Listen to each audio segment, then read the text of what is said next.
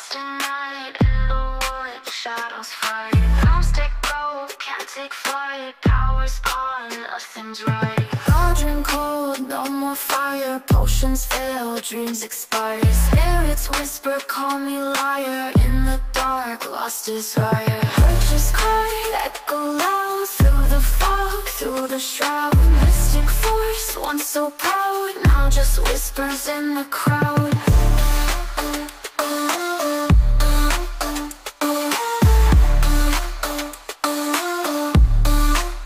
Babalan TV. Hi Earth Signs! Welcome po sa inyong reading. This is for your November the 22nd to November the 30th reading.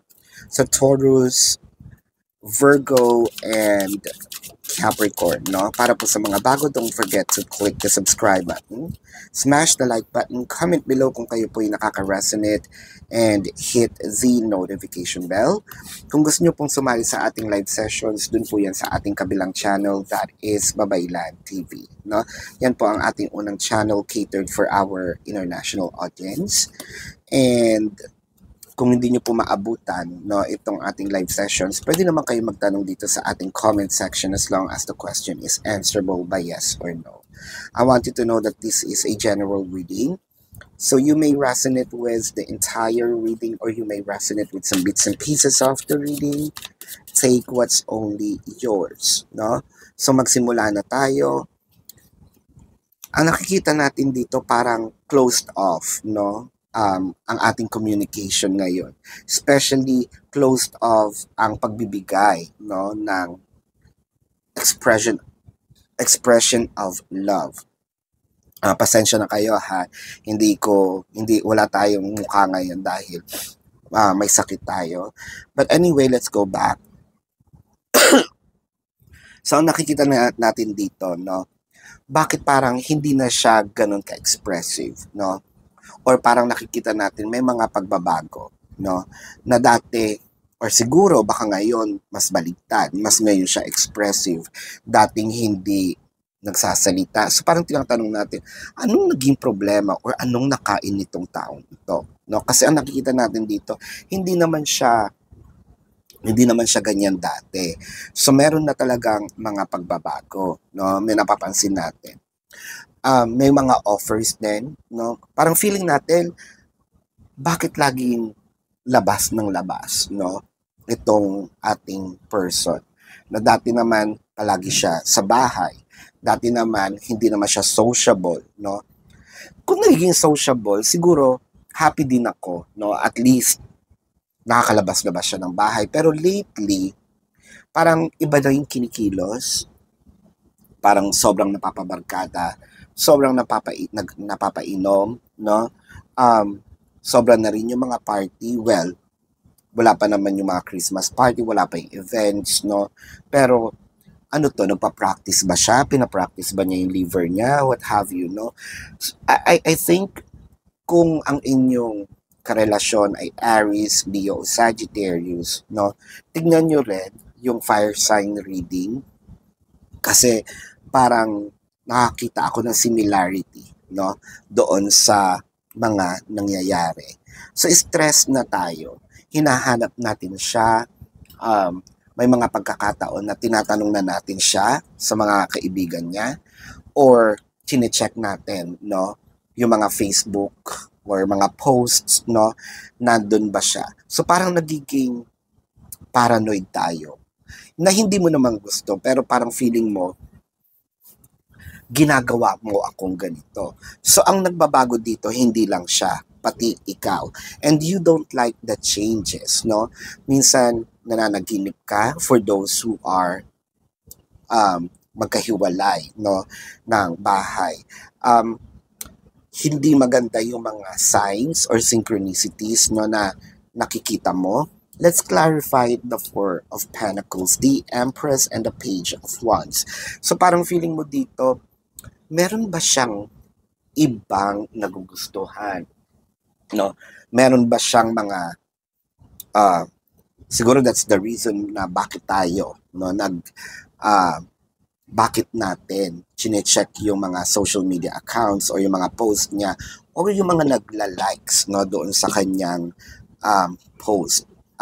What I am seeing in here, baka pati messenger, no, gusto nating itanong, no, hindi naman sa nag-i-invade tayo ng privacy, pero kung wala ka naman tinatago, pwede mo naman sa akin ipasilip, no? Again, that depends on the relationship, pero dumating na dun sa point na nakakapag-isip tayo ng hindi maganda, no? With the Nine of Swords, the Chariot, and the Hermit. So parang ang nakikita natin dito,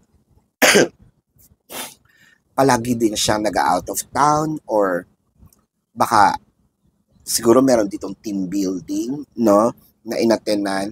After that, nagbago na lahat or talagang laging wala siya sa bahay, no. What I am seeing in here is probably meron ditong age gap. If not May-December love affair, it might be, konti lang yung gap. Kung hindi naman age yung pinag-uusapan natin, kung hindi ito numbers, baka naman yung maturity, no? Yung isa mature, yung isa, sabihin natin immature pa, no? With the Three of Swords and the World card, dahil sa mga pagbabagong ito, dahil sa mga na-oobserba ko, no? Hindi ako masaya. In fact, nasasaktan ako, no? Yun yung parang sinasabi. Again, it could be you, it could be your person. No, what I am reading here is the dynamic. Pwedeng ikaw yung binabasahan ko, pwedeng yung person mo. That's okay. Still, yun pa rin naman yung nangyayari, no, sa sitwasyon. With the Three of Swords, the Temperance, and the Death card.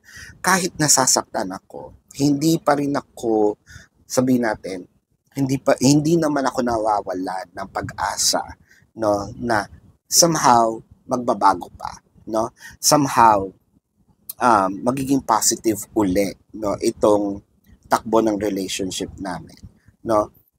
Parang apart sa pinapalakas mo yung sarili mo, which is yun naman talaga dapat, kasi kung this is a relationship between you and your person, so team kayo kasi, so parang yung isang nangihina, walang ibang magpapalakas dito kung hindi ikaw lang din sa sarili mo para ma-uplift mo itong relasyon, di ba?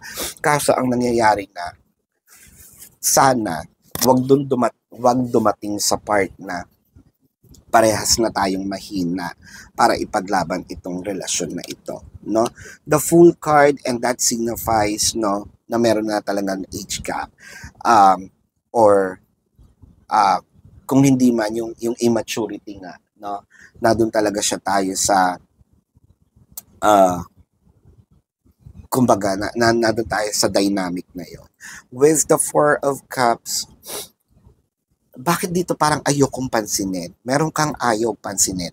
Baka ayaw mong i-entertain itong negativities, no, with the Queen of Swords, kasi parang dumadating na dun sa part na nagagalit na ako. Dumadating na dun sa part na instead of love, sana'y nararamdaman ko, papunta na ako dun sa inis, sa galit, sa gigil, no?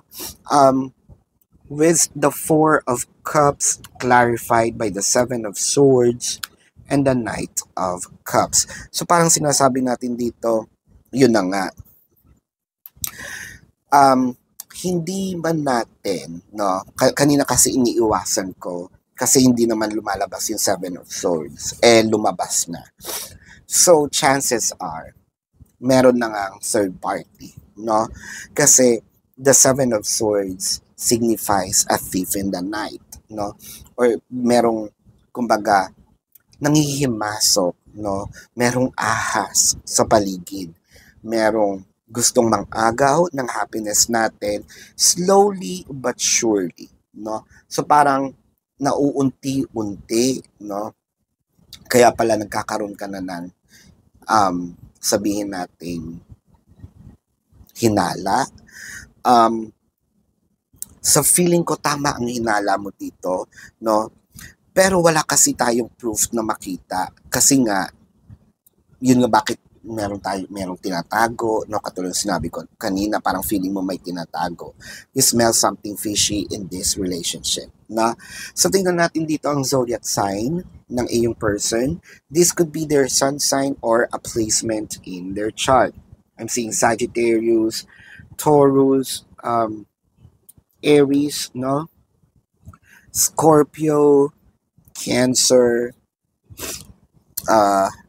Virgo, Leo, Capricorn. Yan. So, this is your reading. Para po sa mga bago, don't forget to click the subscribe button, smash the like button, comment below kung kayo po yung nakaka-resonate, and hit the notification bell. Kung gusto nyo pong sumali sa ating live sessions, dun po yan sa ating kabilang channel. That is Babaylan TV. Yan po ang ating unang channel catered for our international audience. And kung gusto nyo sumali sa live sessions, you're very much welcome. Pwede naman po kayo magtanong dito sa comment section as long as the question po is answerable by yes or no. Kung hindi kayo papatulugin ng yes or no, pwede naman kayong dumiretso doon sa ating description box. There is a link. Click the link. You will be routed to my website. Sa website po na yon, no? May bayad naman po yung mga tanong.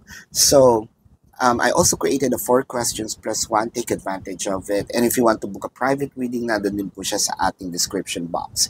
This is your reading. Love and light. Namaste. See you po sa susunod na reading. Goodbye.